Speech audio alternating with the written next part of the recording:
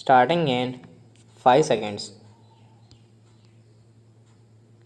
I should therefore, like Parliament, to remember these basic things. Here is something that is proposed, which in effect clarifies and elucidates the Constitution and brings it completely in line with what the makers of the Constitution intended. Unfortunately, they did not do so in clear enough language, and therefore the court have interpreted it differently. So, first, it is a matter of elucidation. Secondly, it is wrong to say that we are suggesting any arbitrary action, any confiscatory action, or any expropriatory action. In fact, the Constitution has said that there should be compensation by law, but it is true that the quantum of compensation will be determined by the legislature. I cannot say offhand what in particular case the legislature might do, but by and large, if you have to govern this country democratically, you have to trust the legislature not only in this but in 100 other matters of far greater moment. This legislature might decide on some far reaching change affecting perhaps a question of such magnitude as war and peace. Surely the Supreme Court will not decide that. It may decide other questions in ways which directly or indirectly might even affect property. All kinds of decisions may be taken which will have a powerful effect on our social and economic structure and, for example, on planning. But it is the legislature's will that is bound to prevail in such matters. There is no way out of it. It seems to me a basically wrong approach to single out this question of compensation and to take it out of the purview of the legislature in the sense of somebody else revising the legislature's decision. Such a course can be thought of only if you think that property is something semi divine and that the protection of private property is to the largest good of the nation, which hardly anyone today will say obviously.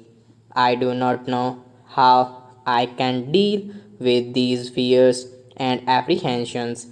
There is no remedy for fear except the absence of fear. Today, in the larger world context, nations are afraid, and because they are afraid, they often say and do the wrong things. Things thus get worse. I do not know what we shall do about it in the international sphere. Some people in this country and some outside have all manner of apprehension on this vital issue. In this transitional age, to think in a static way and to imagine that property has correctly the same place in human life as it used to have means that we have stopped thinking. These apprehensions and fears therefore appear to me completely unjustified. Far greater developments and disasters might suddenly confront the world, and in this context, for somebody to be afraid of some mill or plant or factory being acquired seems to me out of proportion. So far as this government is concerned, my mind is perfectly clear on the subject. I have no respect for property except the perhaps some personal belongings, but I respect the other person's respect for property occasionally. The house will forgive me if I speak in a personal sense. I have no property sense. It seems a burden to me to carry property. It is a nuisance. In life's journey, one should be lightly laden.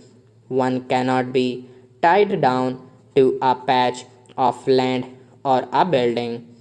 I cannot appreciate this intense attachment to property, but while not appreciating it, I realize and recognize its prevalence.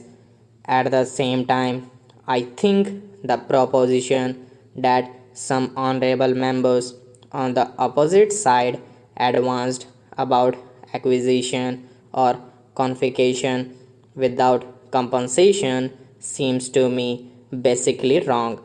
I say so from the point of view of the public good, not because I love property, except in particular cases where a person misbehaves and so on. I do not want anything to be acquired except on payments of just compensation. I need not refer to foreign capital here.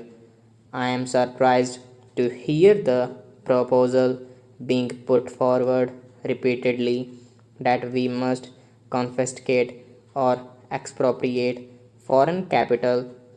I cannot imagine anything more thoughtless and unrealistic.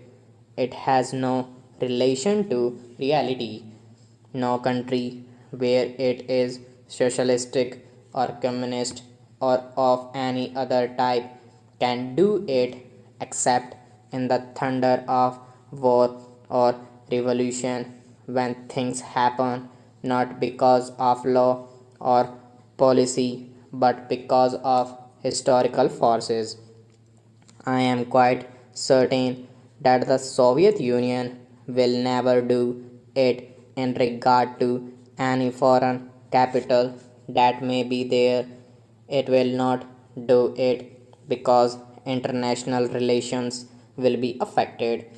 No country wants to spoil its international relations or its credit in the world by doing this kind of thing in order to save a few crores or a few millions in financial terms.